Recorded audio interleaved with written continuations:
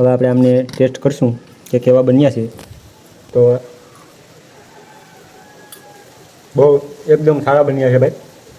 તો એકવાર આ રેસીપી અવશ્ય ટ્રાય કરજો, કારણ કે આપણે બપોરે. હેલો મિત્રો, સ્વાગત છે તમારું મારા બ્લોગમાં. કેમ છો? મજામાં જશે તો મિત્રો આજે આપણે પૌવા અને બટેકાની રેસીપી બનાવવાની છે. તો આ બધી સામગ્રી આપણે લઈ લીધી છે. ચાલો આપણે રેસીપી સ્ટાર્ટ કરીએ. પ્રથમ એમાં આપણે રાઈ એડ કરશું ભાઈ. ત્યારબાદ થોડી રાઈ ફૂટી જાય ત્યારબાદ આપણે એમાં જીરું એડ કરીશું. ત્યારબાદ લીમડો અને મરચાં. લીમડો અને મરચાં હરખી રીતે મિક્સ થઈ જાય ત્યારબાદ આપણે એમાં માંડવીના બિયાને એડ કરીશું. જોઈ શકો છો આવી રીતે. ત્યારબાદ આપણે એમને થોડું હલાવી લેશું. ત્યારબાદ આપણે એમાં બટેકા એડ કરીશું ભાઈ. આવી રીતે ફર્સ્ટ ટાઈમ આપણે પૌવા બટેટા બનાવી રહ્યા છીએ. એમાં ડુંગળી અને ફર્સ્ટ ટાઈમ ટમેટું પણ એડ કર્યું છે. નહીંતર આપણે પૌવા બટેટામાં ક્યારે પણ ડુંગળી એડ ન હોય. ત્યારબાદ એને સરખી રીતે મિક્સ કરી લેશું. ત્યારબાદ આપણે એમાં હળદર એડ કરીશું. સરખી રીતે મિક્સ કરી લેશું તેમને. આપણે નમક આમાં બટેકા પૂરતું જ એડ કરીશું. ત્યારબાદ પૌવામાં પાછું અલગથી થોડું એડ કરી દઈશું. એટલે આપણા બટેકા પૌવા બની અને તૈયાર થઈ જાય છે. ત્યારબાદ તેમને પણ મિક્સ કરી લેશું. જોઈ શકો છો ભાઈ. બધી જ વસ્તુને આપણે 2 થી 4 મિનિટ સુધી પાકવા માટે મૂકી દઈશું સરખી રીતે, જેથી કરીને આપણા બટેકાને પાકી જાય.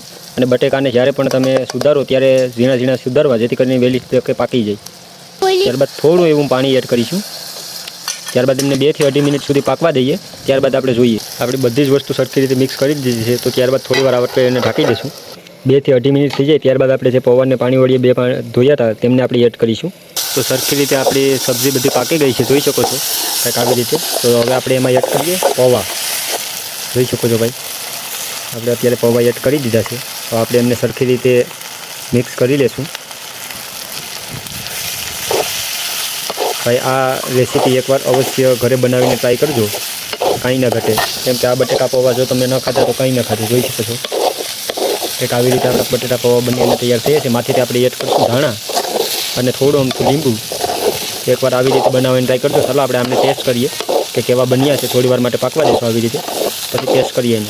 તો ફાઇનલી આપણે ટેસ્ટ કરવા માટે વાટકામાં લઈ લીધા છે ભાઈ. હવે આપણે આમને ટેસ્ટ કરશું કે કેવા બન્યા છે. તો બહુ એકદમ સારા બન્યા છે ભાઈ.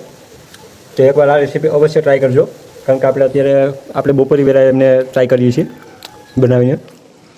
વાતાવરણની વાત કરીએ તો કંઈક આવું વાતાવરણ છે ભાઈ અત્યારે આપણે. તો આવા જ વિડીયો જોવા માટે આપણી યુટ્યુબ ચેનલ રાકેશ લવગુરુને સબસ્ક્રાઈબ કરવાનું ના ભૂલતા. અને આવા જ અવનવા વિડીયો તમારા માટે લેતા આવશું. તો please like, share and subscribe કરવાનું ન ભૂલતા. મળીએ છીએ નવા વિડીયો સાથે. જય માતાજી, જય શ્રી કૃષ્ણ. અને આ દરેક વ્યક્તિને હું એક કહેવા માગીશ કે ભાઈ, જો તમને આપણા રેસીપી વિડીયો જોવા ગમતા હોય તો ખાસ કોમેન્ટ કરી જણાવજો. નહીં તો પછી આપણે બ્લોગિંગ તો ચાલુ છે જ.